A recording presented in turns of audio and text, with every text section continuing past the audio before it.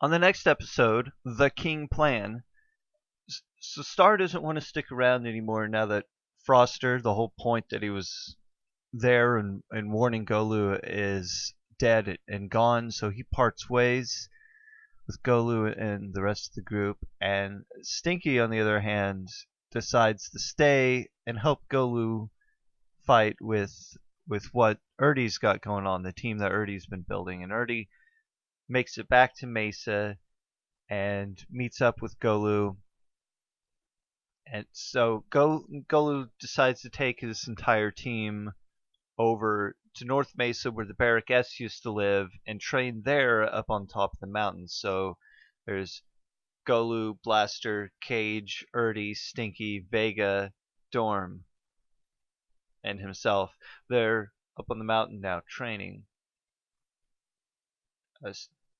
So Sir George needs to start rebuilding some of his systems, which is the next thing that is shift in tone here. So he's got all this stuff being rebuilt in space, and he also needs to rebuild his guard because it's dwindling now that Lumen and Bodos are just completely gone now. He can't get them back.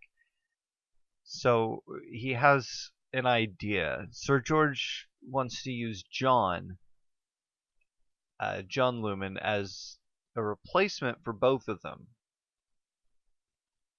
So he's been developing these training rooms with Lumen, and he wants to put John in there and train him to be this super soldier that Lumen was supposed to be, and slightly what Bodos was supposed to be after his whole reconstruction. But he wants to test it first. So he picks Gaydian, who's now basically a captive, because he knows what Gaydian has been up to, or suspects that he's been in cahoots with Lumen this whole time. And so he puts Gaydian in this training room that he's been developing with this creature known as the Wind Kyno.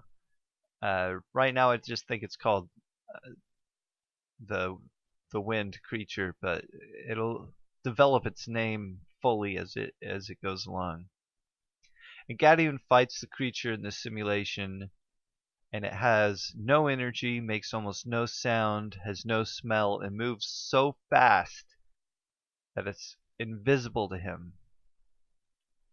And every time Gaydian defeats the creature,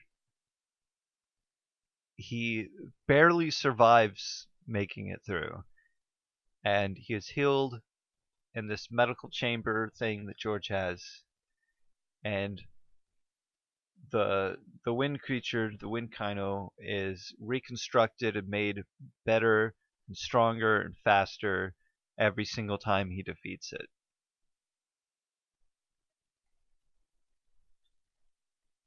And this goes on for days, with Gaydian learning how to defeat it, and it getting stronger, and Gaydian getting stronger, until it gets to this point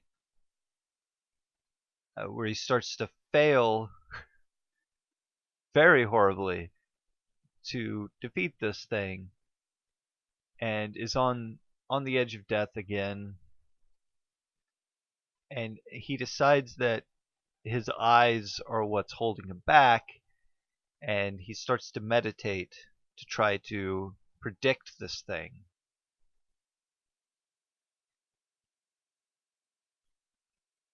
He starts seeing patterns in his mind,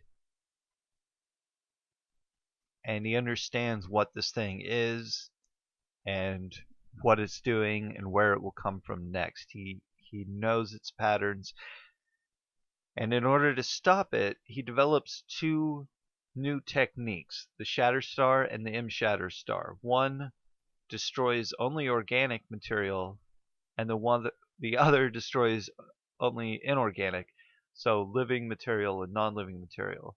And he uses this to shoot into the ground with the one that destroys only organic, so it's not stopped by the simulated dirt, and he uses the other one to shoot the creature inorganic so it can destroy its robotic parts on the inside and stop it from functioning. So he draws it out and destroys it with these new techniques.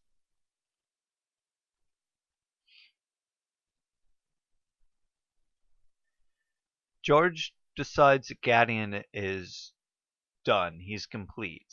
He's finished his training, and he lets Gaydian out, but Gaydian's mind is sort of broken now, and the only thing he can do is flee Mesa to the planet Sun, back to his friend Shang. Of course, George is now a little worried about the training and decides that maybe this isn't the best thing for John. He's like, not gonna put John in this thing anymore. Just kind of decided against it, and he's sitting back looking at his guard and wondering what he should do next, since there's only 3 of them left now. Not including Commander Mim, but 3 of the Royal Guard people.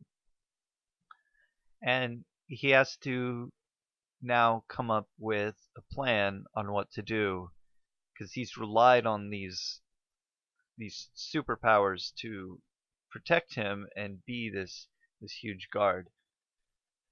And that's it for the King plan. Thank you.